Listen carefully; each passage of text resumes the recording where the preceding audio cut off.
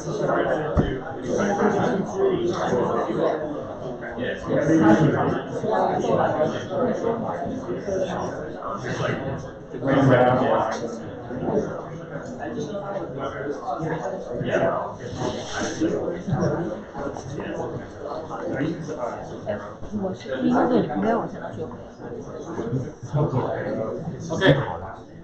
Good afternoon, everyone, and welcome to our first lecture for the CS 6190 probabilistic modeling. So sorry for the 3 minutes delay because our TM will need to set up the camera. We're gonna stream our lecture to YouTube data channel, and I'll explain a bit later there. So first, let me introduce myself. So my name is Shannian Zhou. I'm the instructor of this course. So my research area is probabilistic machine learning. So you can see how well fit of my background to this course. So I'm very excited to teach this course and introduce what I'm doing every day to you guys. So I'm assistant professor from School of Computing. I've been doing probabilistic machine learning for over 10 years. So here just a list of my research topics, which include but not limited to Bayesian non-parametrics, Bayesian deep learning, probabilistic graphic models, large-scale learning system, and tensor matrix factorization, embedded learning. So actually, I found very interesting that our syllabus will cover many topics I focus on. So to me, it's really nice. And also from the application perspective, I develop probabilistic learning approaches to address problems such as collaborative filtering, recommendation, online advertising, and also how to conduct physical simulations. How do you use neural nets to solve partial differential equations and brain imaging data analysis and etc. But basically, all kinds of applications which can be related to machine learning, especially Bayesian machine learning, is my favorite topic. So here's the outline of today's topic, today's lecture. So first, I'm gonna introduce what is probabilistic machine learning. So first, what is machine learning, and then what is probabilistic machine learning or Bayesian machine learning, and then I'll explain why we care probabilistic machine learning. What's the benefit of doing probabilistic machine learning, or in other words, Bayesian learning, and what are the challenges? And then we'll detailedly go through the course requirements, including everything you might care much, like how the homework assignments will be, what kind of projects you need to do for this course, and what's the content for final exam, how we map the numerical grade to the letter grade, which will end up with being shown in your transcript. And in the end, I will first give some basic knowledge review about the linear algebra and the convex function. And because this course is heavily relies on linear algebra and basic definition like convex function, so I would like to first give a brief review. So first, what is machine learning? So I just quote the sentence from Tom Michel, and also I copied the sentence in my introductory machine learning course in the spring. So don't try your best don't work hard to understand the sentence, just give you a sense about what is machine learning. So more formally, we say, okay, a computer program learn from some experience E with respect to some class of tasks T. This task can be like recognize your voice, translate your English into Chinese or Dutch, or whatever task you want, or playing Go game, right? And with respect to some performance measure P, if the performance of this computer program at the tasks specified in T, measured by P, improves with experience E. So this sounds of a tedious definition, but it's quite rigorous. Basically, when you write a computer program, we'll feed the program some data. Here, the data represents experience. then if you can observe some improvement of your program after this so-called training procedure in terms of task, and the improvement must be quantified by some measure, then you can claim that, okay, I built up a machine learning program. And right now, you can even claim that I built up artificial intelligence robot. So right now, everybody knows that AI is like a buzzword, right? AI is changing the world. AI is gonna rule over the human beings. So don't panic. This is not gonna happen, from my point of view. And in the foreseeable future, AI is far from being able to rule over human beings. But indeed, that's kind of bubble. It's just a bubble.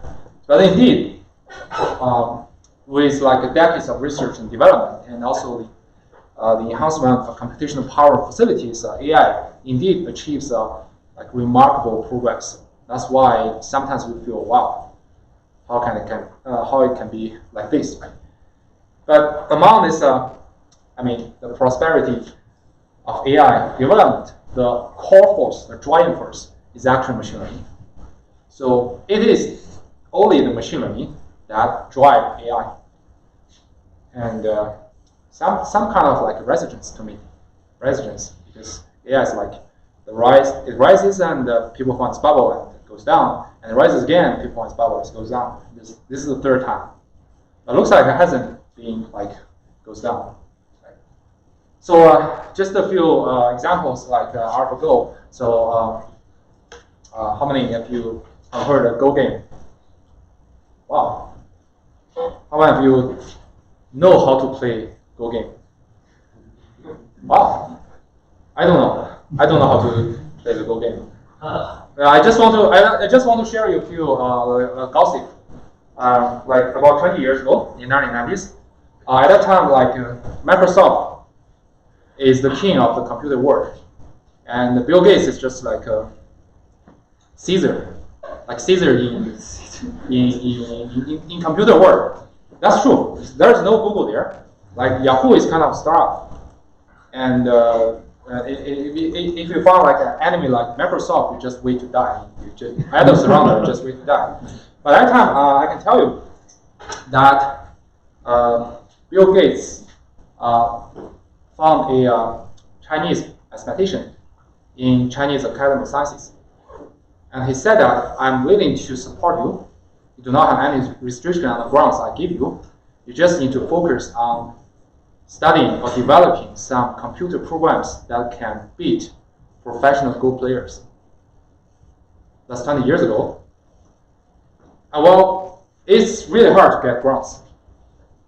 So if somebody like is generous, so generous that tell me that you can only research on this, but I can give you like numerous grants. You don't need to worry about. You don't need to write proposals like me, like work every day and night writing those kind of trash proposals. I'll be very happy.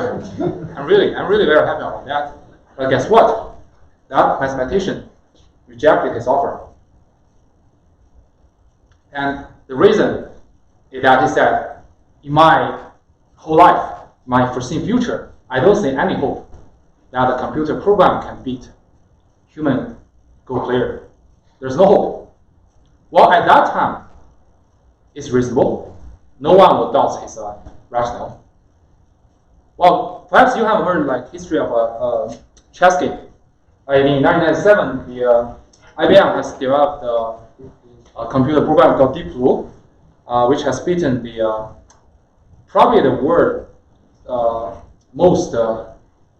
the best chess player, the Russia guy, Kasparov, right? He's a genius. Everybody knows he's a genius, but he was beaten by a computer program. So Bill Gates is ambitious and saying, like, why not we develop a program that can beat professional Go players? But the serious computer scientists against this idea. Why? Because the Go game is much harder than chess. The chess game. The reason is that it is very hard to evaluate the status of the board. It's too flexible because the rule is too simple. You can place whatever positions. You can place your white pieces and black pieces under very tiny restrictions. That means you have a lot more variations than chess game. So the whole status of the Go board is like orders of magnitudes larger than the states in the chess game. So it's even much larger than the total number of atoms in the whole universe. So at that time, people would never expect that computer program can be Go player, because you cannot search for a wide range, search for all kinds of strategies. But everybody knows right now, after only 20 years, the world's most smartest, the strongest Go player cried in front of the AlphaGo developed by Google. It is fulfilled by the so-called reinforcement learning algorithm.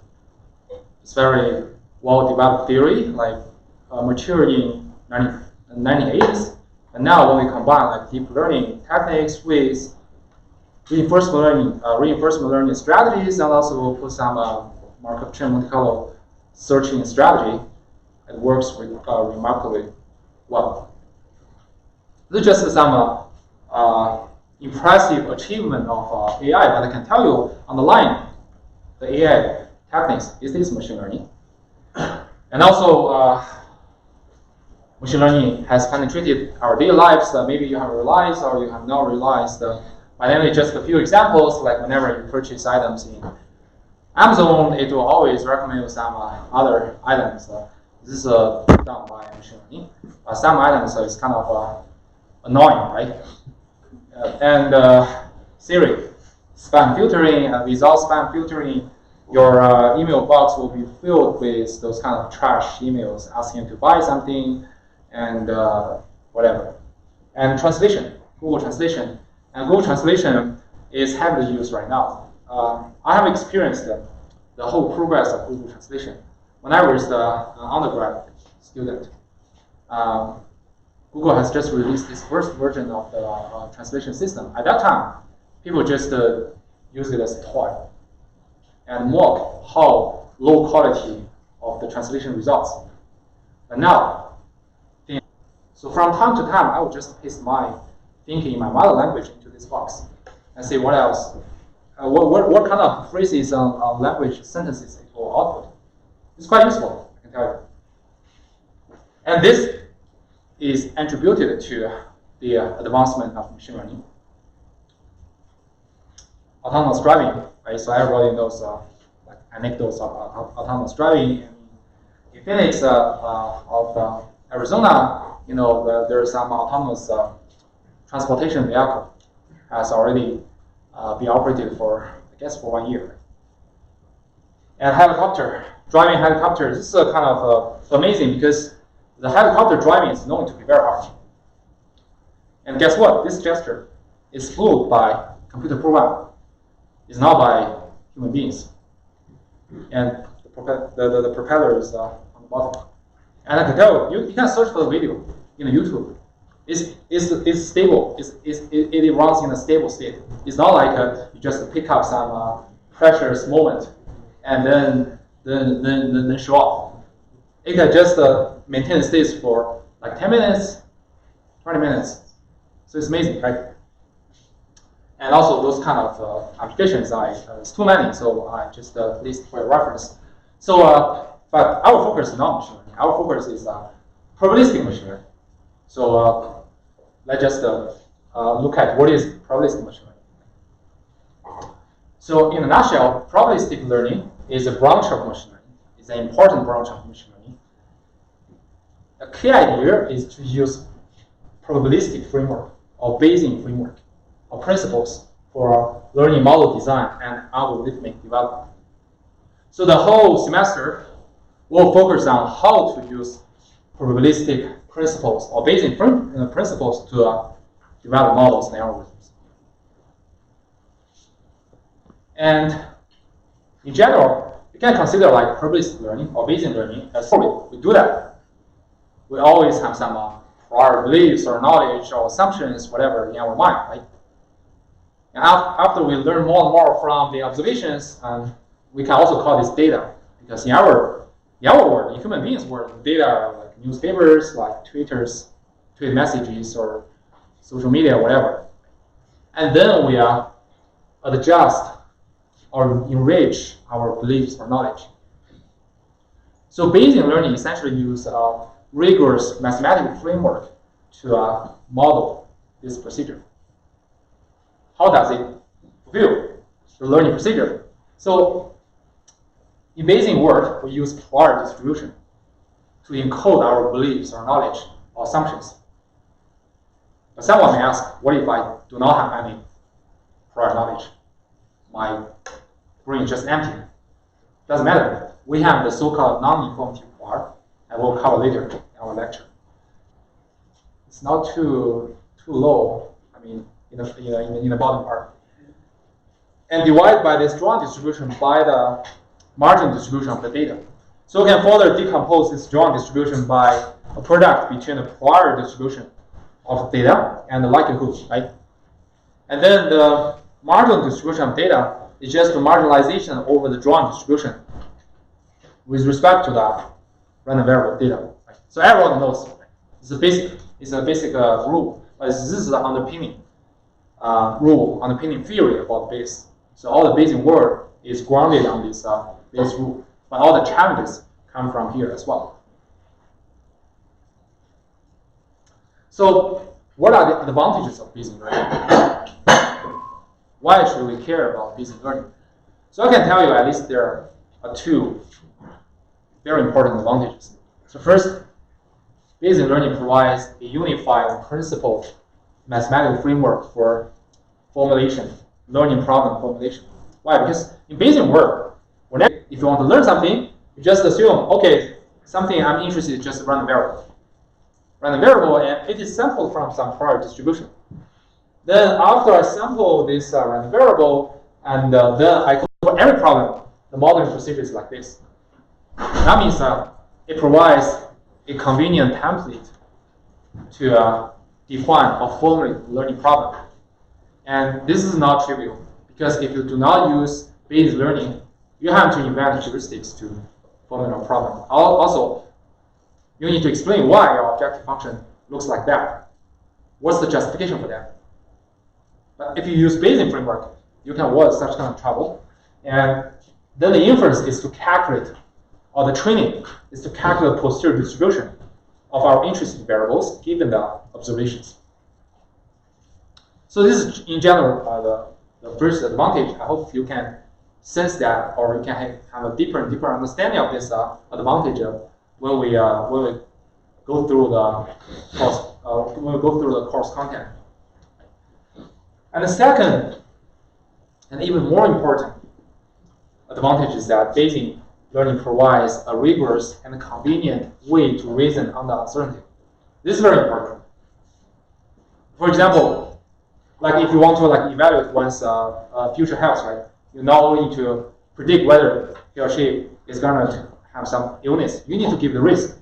If someone smokes a lot, he might have 60% chance to get asthma, 30% chance to get heart disease, only even 10% chance to stay healthy, right? And weather forecast, we not only need to know whether tomorrow it is raining or sunny, I also need to know the possibility. So regarding the uncertainty, I want to give another more practical example, right? More shocking example is about the Tesla's first fatal death of their autonomous driving system. Right? So did anyone hear about that news? Yeah. So I can just re-describe that news. It happened 2 or 3 years ago. I forgot the detailed time, but just a driver who is just watching Harry Potter in his Tesla and leave his control completely into the autonomous driving system. And then in front of the road, there is the white track, the white track.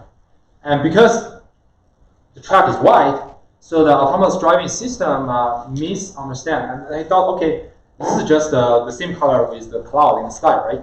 So they just think, okay, this is not obstacle, it's just some air, some cloud. I just do it. I just go through it.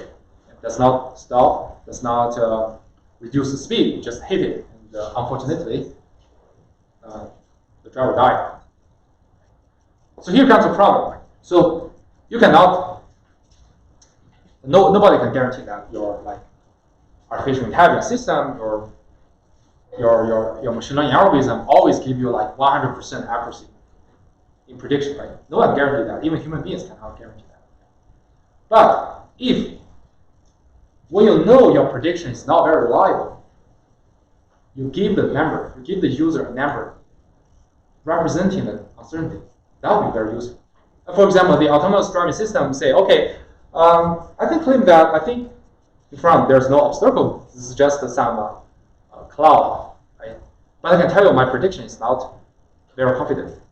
I'm only like 60% confident about that. So I warn you to take back your control. Right? So this is very important.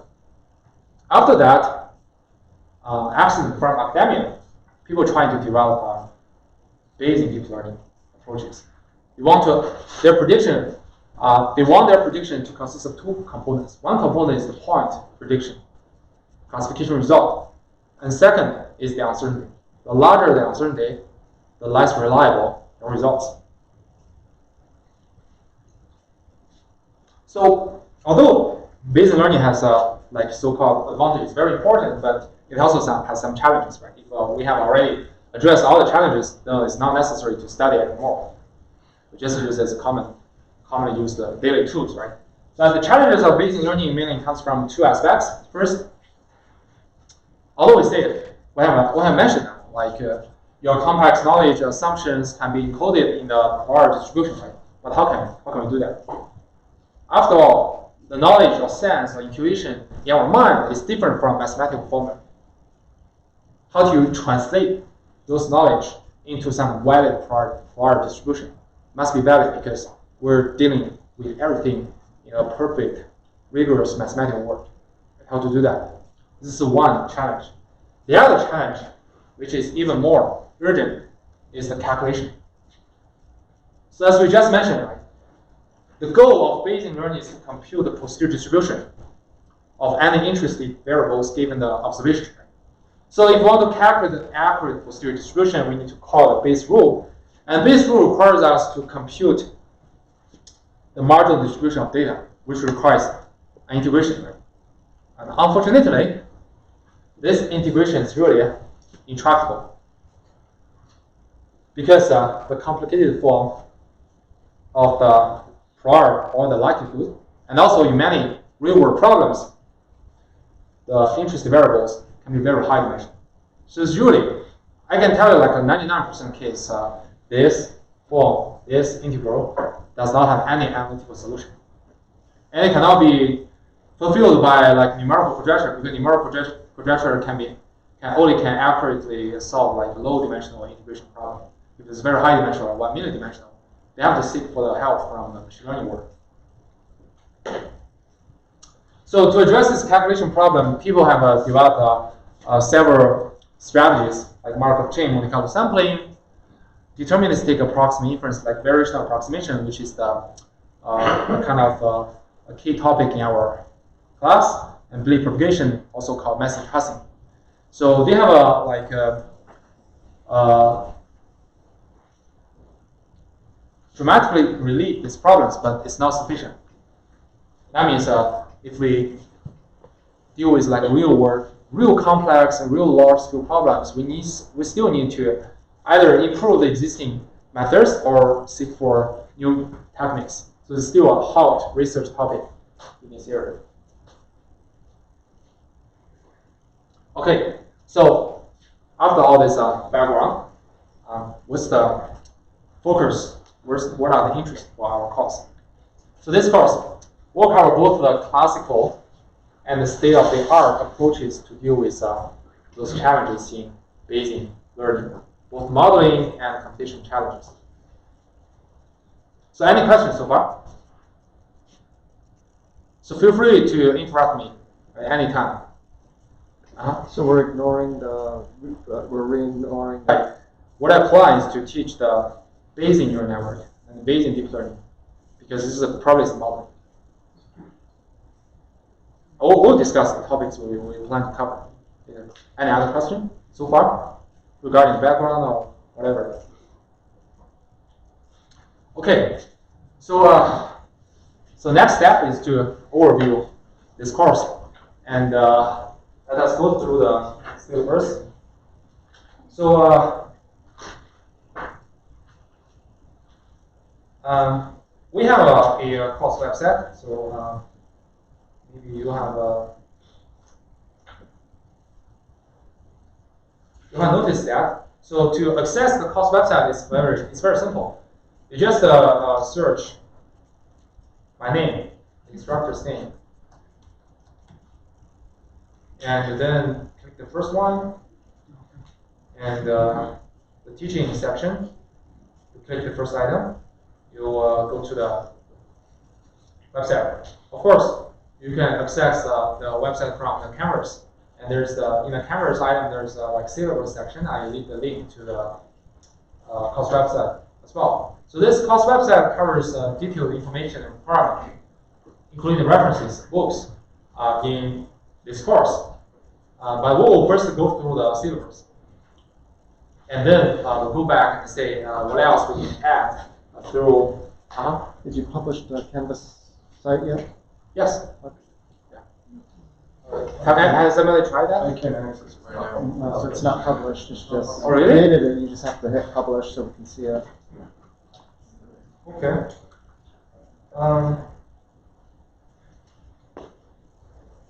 That's very bad. Let me publish right now. In case that.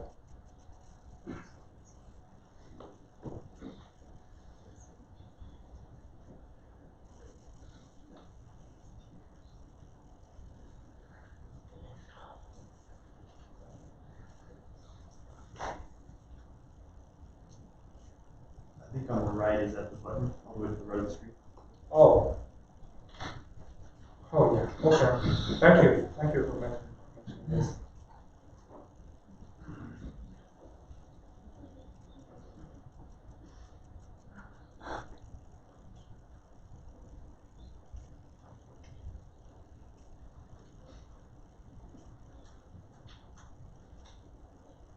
Okay.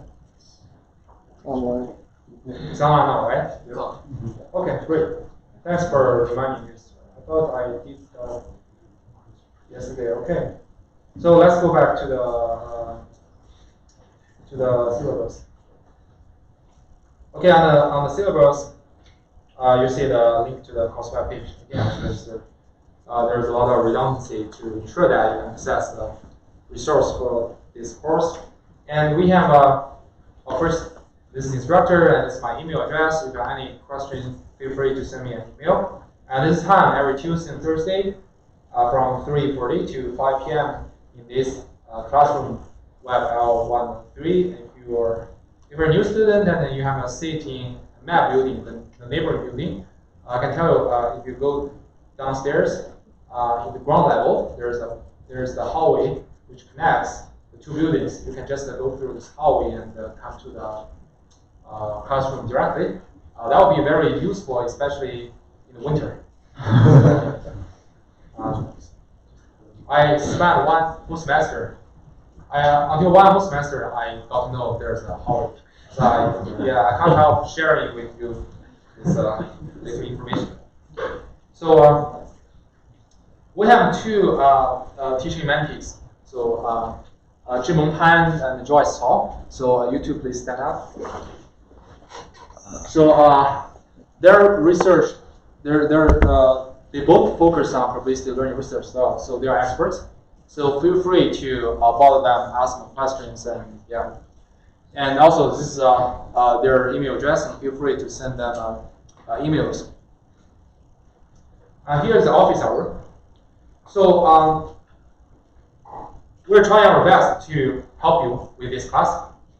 To do that, we schedule an office hour every weekday. So mean that from Monday, Tuesday, Wednesday, Thursday, Friday, every day, there is an office hour. So if you have any question, do not hesitate. Come to the office hour and talk to TA or talk to TM or talk to me. So so for me, my office hours is one hour before the lecture time. So in my office, it's the third floor in the map building. And for Jimeng Pan, he has 2 office hours on Monday and Friday. Both are from 2 p.m. to 3:30. So you say, so it's kind of it's 1.5 hours. And for Joyce, her office hour is on Wednesday, but it's 3 hours, from 12 to 3. It's not very early morning, so you can stay. You can stay late. You can sleep late at night and come to the office hour. And this is the TA's room. So our department, this method changed the TA room to be in this room. So do not be confused. It's different from the previous room. If you're not like senior students. And description. So I just read through it. The course introduces basic knowledge about probabilistic modeling and learning.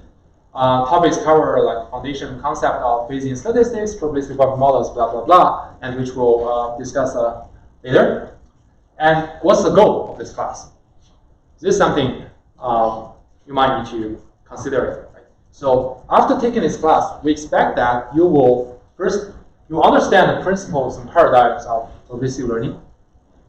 And second, you will be able to explore relevant literature, exploit existing or create new probabilistic modeling tools for your own research and work interests. And third, I know some of you are PhD students, right? So you should be well prepared to dive into the cutting-edge research in probabilistic machine learning. Of course, you're not required to do probabilistic machine learning, but I hope that after taking this class, you will have such kind of capability.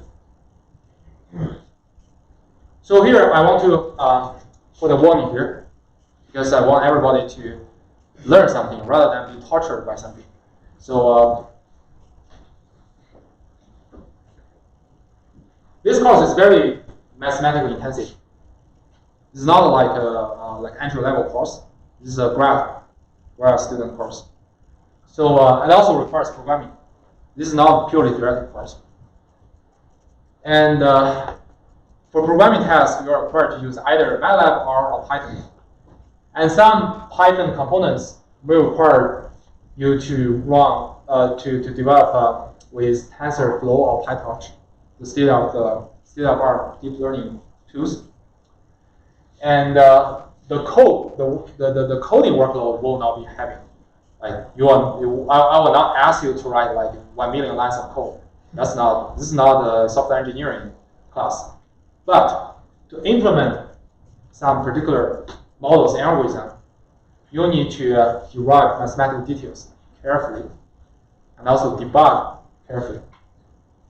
So we can pick either MATLAB or Python? You can pick any of the 3 languages. But for some particular assignment, you can only choose Python, because only Python supports TensorFlow or PyTorch. Of course, you can. Can you use Keras in R? Yeah. I know there are some like recent development, like R has some interface to access TensorFlow and Keras. I just noticed today. It's fun. Okay. Yeah, you can show that, use that, but you are not allowed to use C++ and Java. This is not a software engineering course. I do not want you to be like buried by those details. I want you to be to focus completely on machine learning rather than software engineering. Any question? Yeah, I will emphasize quite a few times for this time to ensure that everybody like is determined to do that rather than like be misled and finally be tortured by this class. Okay. And books. So there is a major reference book. It's called Pattern Recognition Machine Learning, abbreviated as PRML. It's written by Christopher Bishop and in 2007. The book looks like a bit old, but all the knowledge are very important and never be outdated. So the lecture slides will cover all the content necessary, but I'll also point out the corresponding chapter, and I encourage you to read through the chapter if you have time. But there are some topics which are not covered by this book. For example, the recent development Bayesian neural nets, what is the reparameterization trait, variational autoencoding, Bayes backpropagation, those kind of things are not covered by this book. And then I will point out extra reading materials. And this book is downloadable. You do not need to purchase that. It's free in the web. And in addition to this designated reference book, I also give extra references to, if you're interested and you have time and energy, you can look into those books and to extend your the depth and width of your knowledge. So this book is relatively newer, and it's over 1,000 pages. It's very big. It's very huge. And this book is very classic. 2003, and this guy is a genius, but he has just passed away. And this Larry Wasserman, this book is more focused on fundamental statistic concepts. So if you feel like you forget a lot of important basic concepts of statistics, grab this book. It's very simple and it's very comprehensive. And this book is more like mathematical. If you want to know more about probability theory, how does probability measure space, define those random variables, conditional independence, and whatever, you can take a look at this book. It's very important. And this book, Daphne Kohler and Meir Friedman, is called Probabilistic Graphic Models. So this I'm sorry, it's running out of battery. Let me switch to another module. So that book is mainly focusing on the probabilistic graphic models, and this book is big dictionary as well, over 10,000 pages, over 1,000 pages. So I mainly use it for like look up something or pill.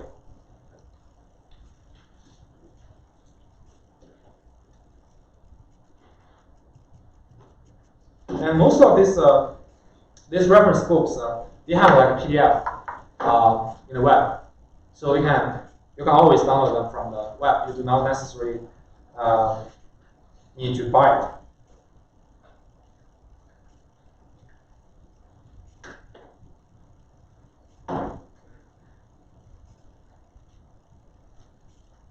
Okay, so these are about the prerequisites. So let's just give those sentences. I do not know those cost number as well. But basically, what does the prerequisite require? I assume that you know basics about calculus and statistics. If you do not know that, then this course is not appropriate for you, and not suitable for you. And you are familiar with linear algebra and vector matrix derivatives. You're comfortable with that. And then you have some algorithmic design programming skills. You're not afraid of debugging and developing some programs. Any questions so far? What do you mean by vector matrix derivatives? I will cover later in introducing the basics. But basically, you consider that when we learn some model, it finally turns out to be an optimization problem. Optimization or objective function with respect to some vectors and matrices. That means you need to use a lot of vector matrix derivatives. So consider you have a function of vectors. How do you calculate the derivative? Or how do you calculate the partial gradient? So you need to know or master the rules to calculate that. That's not hard, but if you're like sick of that, that's a problem. Any other question?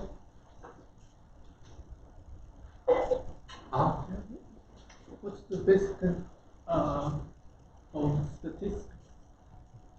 Well, at least you should know what is random variable, and what is independent, what is conditional independent, what is expectation, variance, etc. So I know how many of you have taken like basic statistical course before. Okay, I think, Probability also works. yeah, something like that. There should be some on-the-ground course, right, for this. If you feel like your background does not match this and you need to conform with that, you can come to me. Send me an email or come to talk to me. Does that make sense? Okay, how to get help? How to get help? Strongly encourage you to take advantage of the instructor and TA office hours. And of course, first you need to come to the lectures. So although we stream our video to YouTube, like you can find all kinds of excuses to escape the class. But I can tell you, if you want to learn something most effectively, most efficiently, just join the lecture and be concentrated on the lecture and follow the instructor. This is much more efficient than you go through the slides and then look at the YouTube video, right? You will be distracted by other videos or advertisement. And then take advantage of the TA office hours and come to talk to our TMs or come to talk to me. And we work hard to be accessible to students. If you are not able to appear in any weekday in office hour, you want to schedule another time to discuss, send me an email. And don't be shy. If you don't understand something, interrupt me and ask. Or after the class, come to me, or come to the TA, or post on Canvas, whatever you want, you feel comfortable. And also, as I said, the class will rely on Canvas discussion group. Feel free to post any question. Feel free to answer any question. We want to build up an active learning environment. So, but there's one exception. Don't ask how to solve the homework problem. Don't post your solutions. This is not allowed. You respond to Canvas discussions? Yeah, I respond. I will watch it, and our TM will watch it. But usually our TM will be more quickly. Will be faster. If there's some problem with the TM, for example, they don't understand or they are not sure, I will kick in. But I will always watch the cameras. Does that make sense?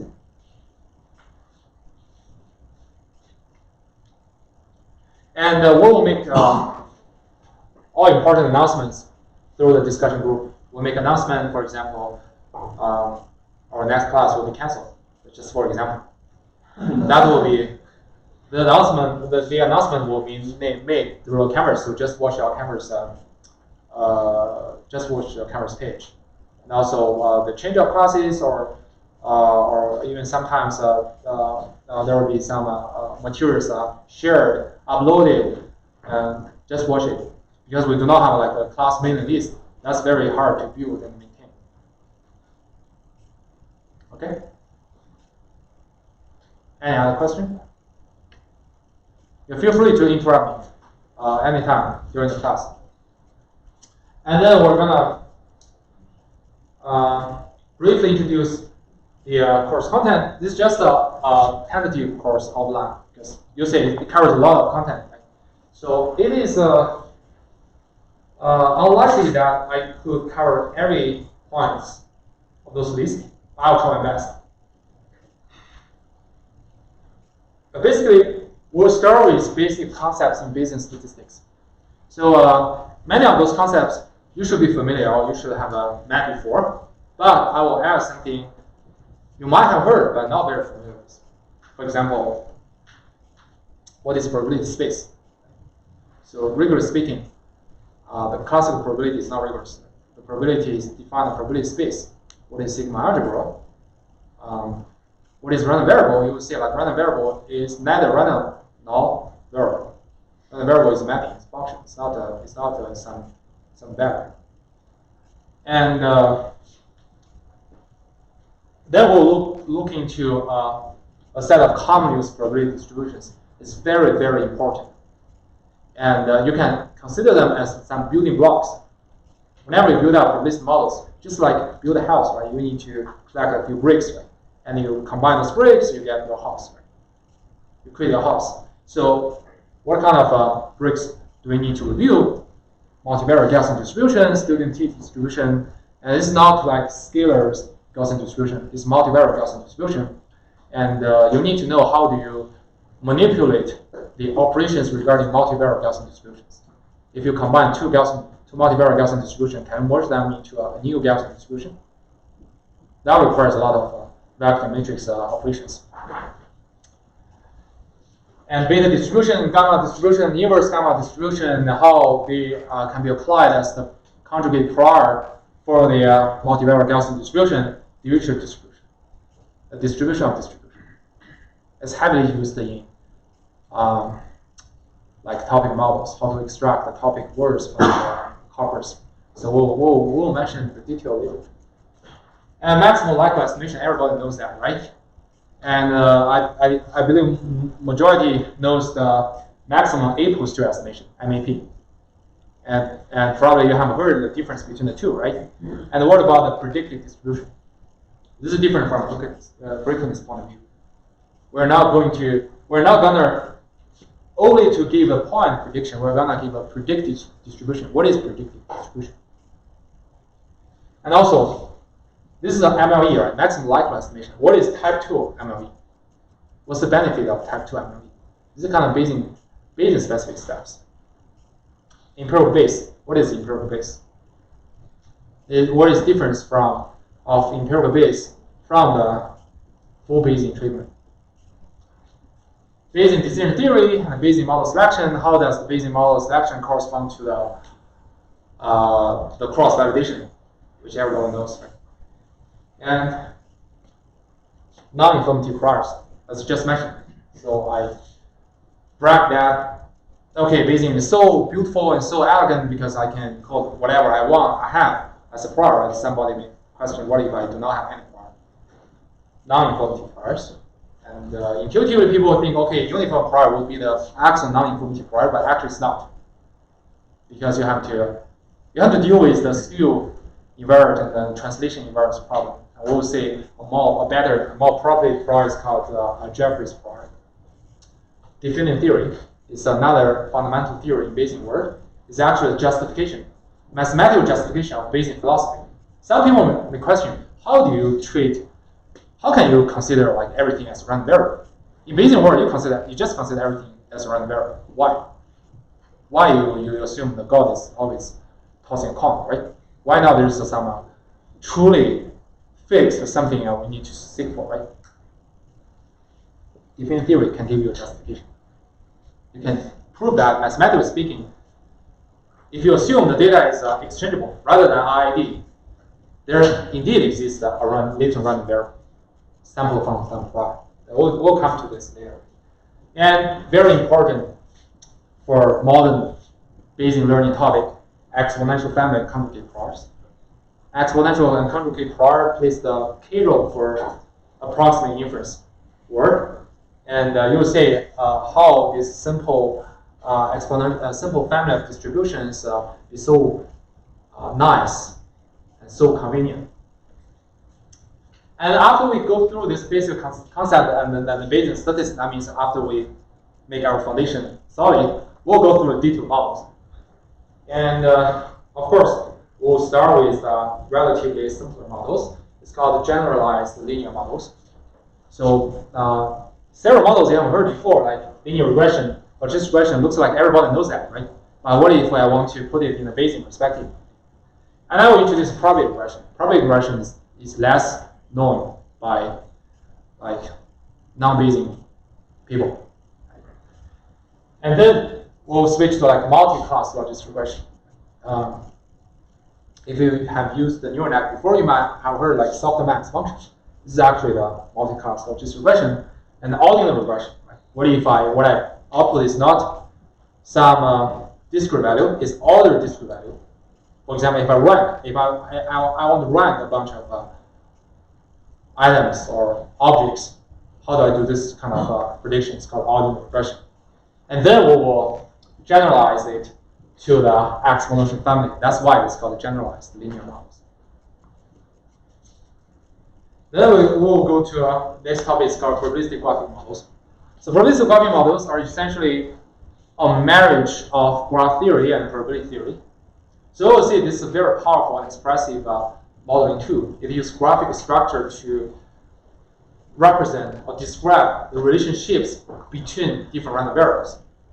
And you will see like directed random variables, directed graphing models are Bayesian networks, and other directed graphing models are called Markov random views.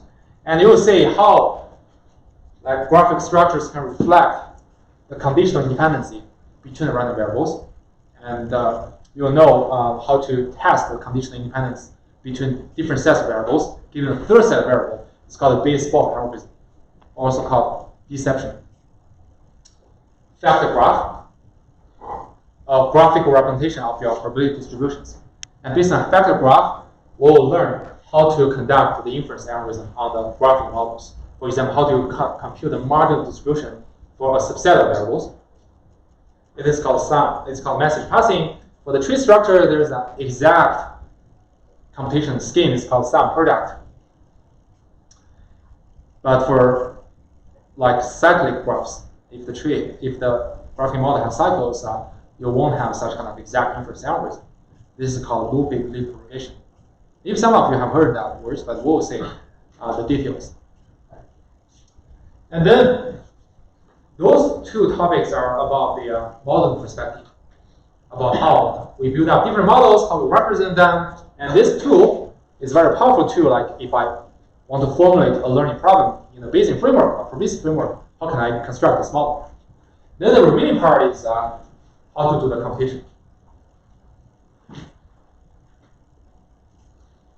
The large topic and very important topic, approximate inference. So as I just mentioned, right, you cannot use Bayes' rule in practice. And we have no other choices. We have to seek for some approximate computation techniques. I will introduce a few, but I'm not sure whether we're going to have like enough time to cover all the three topics. Laplace approximations, you will see it's very, very simple, but very classical. It's just based on Taylor expansion. And variational inference, this is a big topic. It's a big topic, and it's a dominant techniques right now, even in deep learning. So almost the state of art, like neural net training, is based on. You have heard other words before, like variational autoencoding or whatever. It's essentially variational inference. And if you learn this, you'll say, okay, those algorithm frameworks really, really simple. And then expectation propagation is another way of doing the variational inference. It's essentially generalized version of message passing. And assumed density filtering is online, is a streaming version of expectation propagation. And recently, this state of art, not state of art, is very recent approach. It's called stochastic expectation propagation. How can we do this as online inference with expectation propagation? And Markov chain Monte Carlo sum. So this is a very classical topic, but along with its development, it's become very mature. And for many Bayesian statisticians, they only believe in Markov chain Monte Carlo. They don't believe in other methods like variational inference, approximate, and expectation propagation. The reason is that it has like directive guarantees, especially asymptotic convergence to the true posterior. So it attracts a lot of attention right now in training neural network. Especially if we want to incorporate uncertainty information in the neural network. In the neural network, people found out there's some kind of discrepancy between your prediction and the confidence. So in some cases, those existing uncertainty estimation approach, like have large confidence to give wrong prediction. That's not what we want, right? People found that if you use Markov chain Monte Carlo, you don't have such kind of problem. So this is a very important topic as well, and that's hot topic. And then after we have learned like the basic modeling techniques and basic those approximate inference framework, we'll dive into like two popular models. The first is Bayesian neural nets, and we'll learn the state of the art Bayesian inference techniques on deep neural nets. And those papers published like in 2015 or 16. It's very recent research results, so it is not covered by the book, the reference book. So I'll give you some extra reading materials, like base back propagation, variational autoencoder, and the ring parameterization trick. This is I believe this is the most important trick for neural network board so far. So it published in 2016, and now it receives like 5,500 citations. It's very crazy. And if time permits, I will introduce the very hot neural net. It's called general adversarial neural networks. Briefly, GAN. So you might have heard that you can use GAN to draw some figures like Picasso style. You can use that to compose some music. You can even use that to change the face. It's not like you just put a cartoon in front of an image. It's just like real human being. And those are based on the so-called general adversarial neural nets.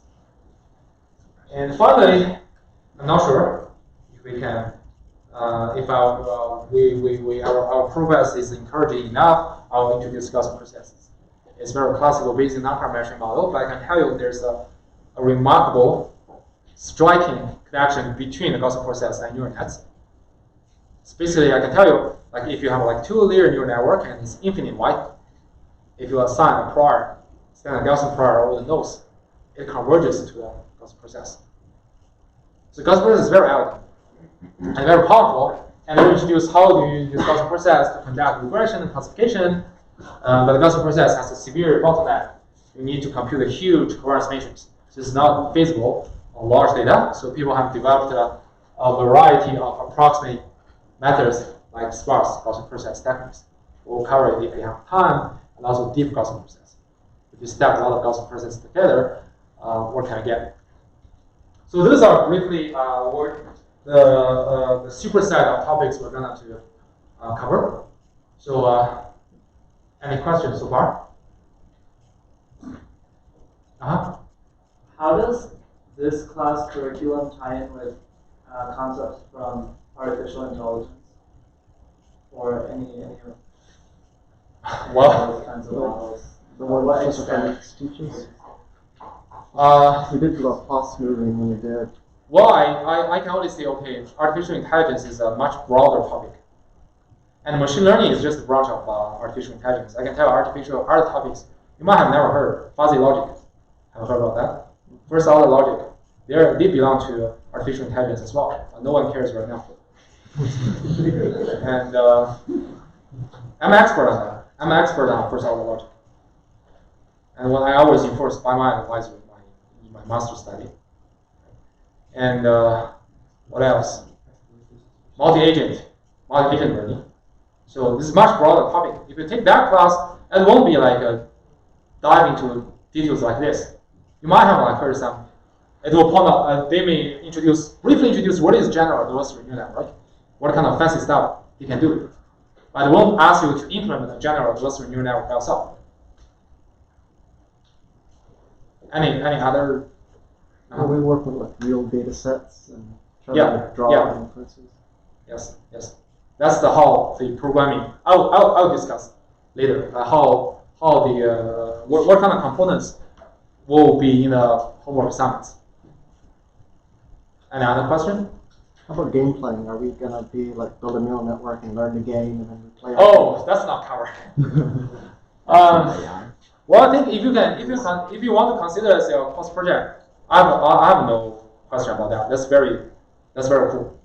But in the homework assignment, I won't ask you to develop a reinforcement learning algorithm to play Go game or even play whatever else game because Tic-tac-toe. what? Tic-tac-toe. Tic-tac, yeah, it's good. It's good if you want to do that. It's really great, but that won't be obligatory for everybody. Any else? Any question? Okay, let's continue. Hopefully, we can go through this overall all of those things today. Right? So, grading policy. This is the most important part of this course. So, the grading policy consists of the grades, the final grades, consists of 3 components. First, homeworks. Take the most important part, 50% weight. And then course project, 30%. And then final exam, 20%.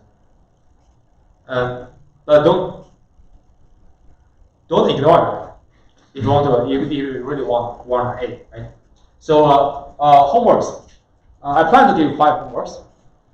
Previously, I gave like 6 homeworks. I found I found a lot of complaints. Now, the time could be too tight for 6 homeworks. But here, I plan to give 5 homeworks.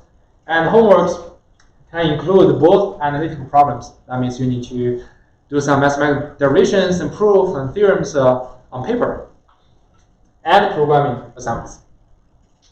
So I'll mainly talk about programming assignments because the analytical problems just, all kinds of standard analytical problems. So programming assignments usually require you to implement some particular probabilistic learning models, as you just mentioned. For example, if I have taught the Gaussian mixture model, I may request you to implement an EM algorithm to do the clustering by itself, and I throw you out some real data, benchmark data, and you test it.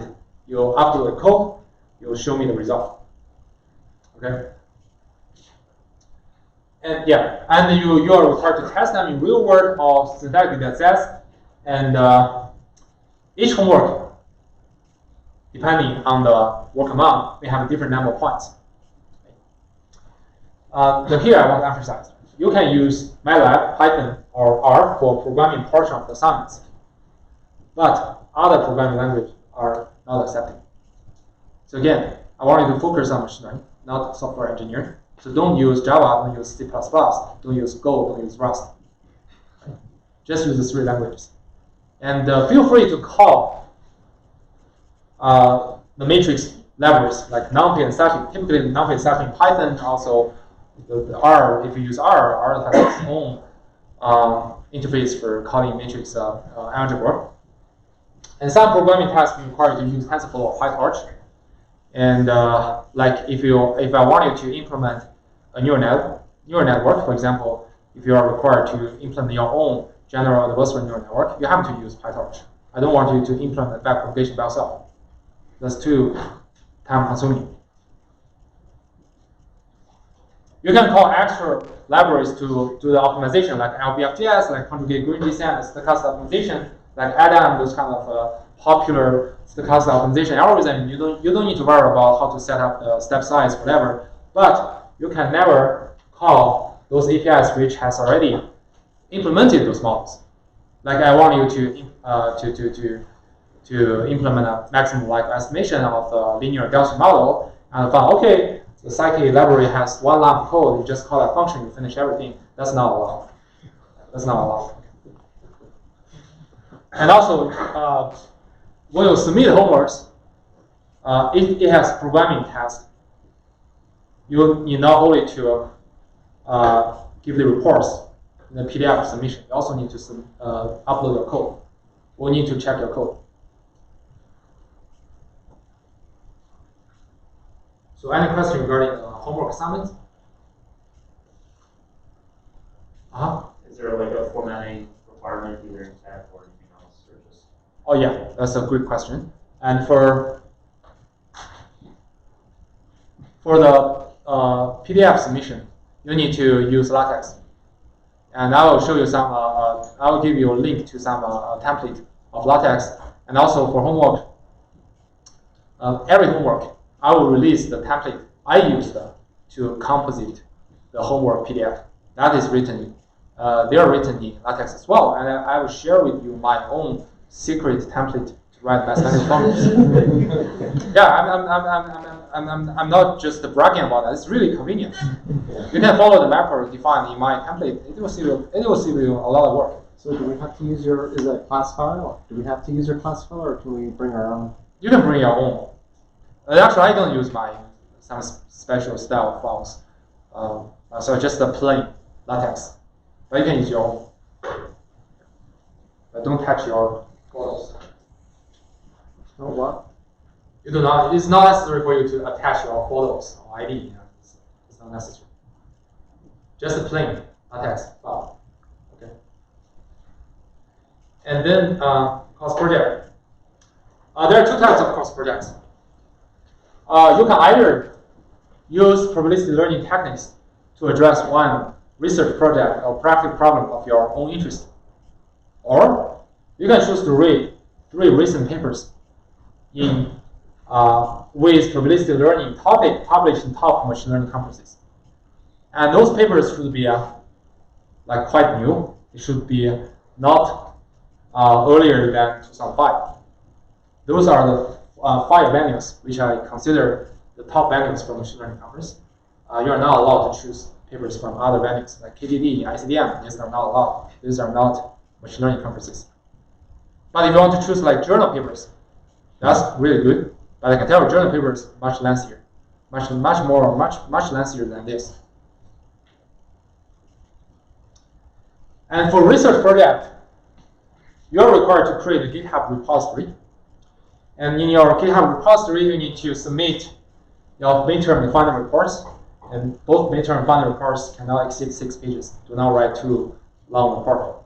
We don't have time to go in detail. Just 6 pages should be sufficient. And for paper reading, before the midterm, you should submit 1 paper summary. And at the end of the semester, you should submit the remaining 2. But for paper summary, the summary of each paper is at least 2 pages. You cannot be less than 2 pages. The reason for this requirement is that I want you to really understand the paper, not just going through it and just copy several sentences. This is not allowed. If your summary is less than 2 full pages, you will not receive a grade for that. And even more important, you cannot copy sentences from the original paper. If you find like even 1 sentence you just directly copied from the original paper, unfortunately it will grade that still.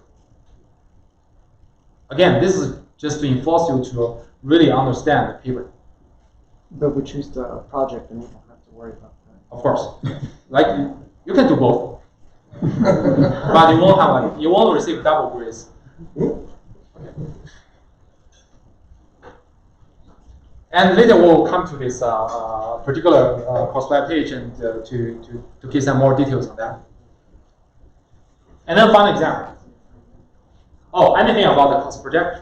Yeah, how come there's no midterm exam? No midterm exam. Oh, okay. Oh, that's what you mean by midterm. I thought midterm. There was an exam. Yeah, it doesn't. We do not have a midterm exam. I feel like preparing for a midterm exam is like some annoying and unpleasant experience. I feel that since I was a grad student, so I don't want to do that. Any question? Can you give us like a practice for the final exam, so we know? Yeah, I can give you some practical problems, and also I will give you some review before the final. I think you would have mentioned this there if you widespread allowed it, but are you open to collaborations for the final project? Yeah, that's a very good question. Yeah, open to collaboration, and the collaboration is only for the first type of project. Yeah. The second type of project you must do it individually. And the first type of project you can form a project group. A group has at most 2 people. I will go into the detail when we look at this course web page. Any other question? Okay. So then final example. So I really hate to memorize all those kind of formulas. So it's open book. So you can bring whatever materials you think that can help exam. You can print out the whole book. You can print out all the slides you want. You can bring all the homework assignments you want, as long as you feel it's comfortable. But we can't just leave the book on our computer. You cannot bring computers. You cannot bring cell phones. You cannot bring iPads and tablets that can access internet. Can we just disable the internet? No. Like, No, actually. You can bring some calculators, like old calculators, but I won't require you to calculate, do those tedious calculations, like what is the number of 1, 4 over 3 multiplied with 11 over 9. That's not the problem I will ask you to do. So it's not necessary to to use some calculators. So the reason you cannot bring computers, cell phones, and tablets is just I do not want you to access the internet. I don't want you to post the question on Stack Overflow and wait for others to answer. Send messages. This is not a final exam. Okay, any question? This is the three main components that will form your final grade. And after you get a numerical grade, of course, a letter grade will be generated and reflected in your final transcript. Right? So here, I just give you the rule how we map your numerical grade to letter grade. First, I do not curve grade. So you are where you are. You get how much numerical points you get. It will be reflected in your letter grade. But we do a tiny roundup. Say, if your score is between like 90.5 to 90.9, okay, we'll round up to 91 to finish the mapping. If it is below 90.5, it will be truncated to 90. It's just a commonly used factor, right? So if you're like, I should be 91, right? I really care this extra points. You're like drastically need that 10 points. After the final exam, come to my office and we'll look into all of your homework submissions and your final exams and course projects all together. I'll try to find some place to give you some extra point. But if we fail to find such a point, then we stay where we are. Does that make sense? So this is a rule to map the grade. So basically, if you want to earn A, you should get a numerical grade between 91 to 100, A minus, A5 to 90, B plus, 79 to 84, and B 74 to 78, and B minus here, and C plus, and etc. So you can look into this. But I can tell you if you seriously take this class and finish all the homeworks, assignments, and everything in time, and it won't be hard to get A minus. It won't be hard, but if you want to get A, you really need to devote some time and energy on that. Okay?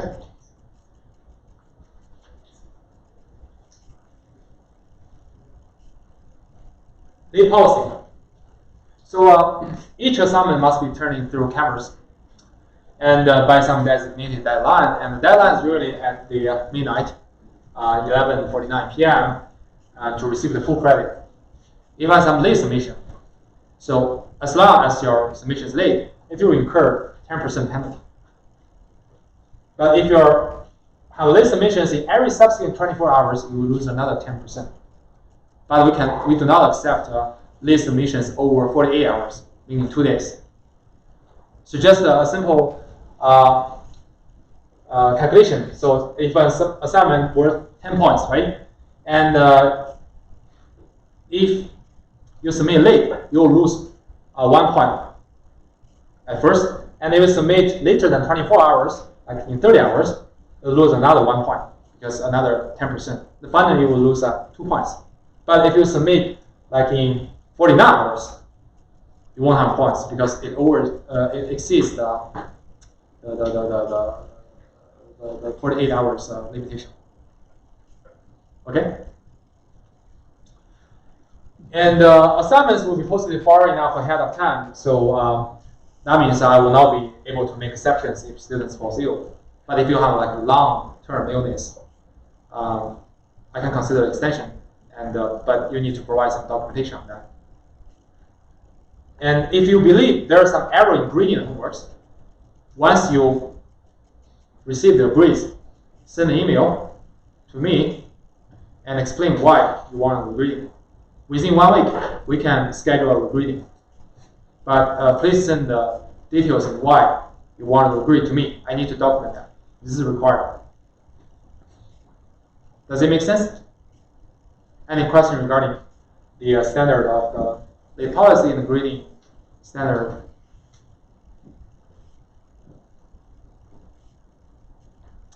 Okay, the last 1 minute, I can briefly introduce the homework submission. In homework submission, we all accept homework written with LaTeX. So I heard some students complain that it's not very friendly as Word. But if you're in the technology scientific world, LaTeX is some kind of must to know, must to use technique. So I highly recommend you to use LaTeX. And here's the link to some template LaTeX file. You can use it really. And as just mentioned, I will release my template and my secret template for you to write the mathematical formulas. It's really convenient. I inherited from my advisor. My advisor inherited from my team. So it's really good.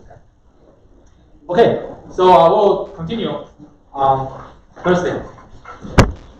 这里面是 upload code 是吗？你能教教我呀？我还不会呢。 No, just PDF. Check, is this coming through?